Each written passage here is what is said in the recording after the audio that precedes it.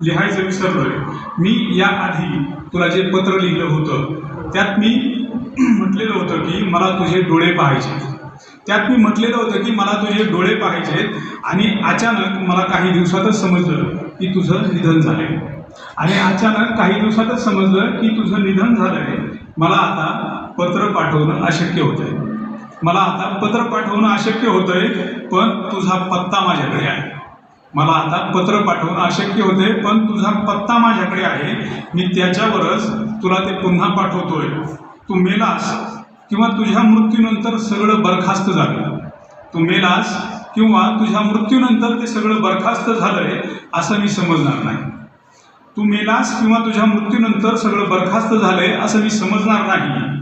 तू गेल्यानंतर माझी पत्रे तशीच राहिली तरी हरकत नाही। तू गेल्यानंतर माझी पत्रे तशीच राहिली तरी हरकत नाही, पण मला ती लिहायची आहे। तू आज नाहीस तरीही गंगेच्या पाण्यात प्रेतांचा थवा तरंगलाय। कोविडच्या काळामध्ये जे काही उत्तर प्रदेशमध्ये गंगेच्या पाण्यात प्रेत सोडून दिली त्याचा रेफरन्स आणि त्याच काळात माझा मित्र कोविडनेच गेला।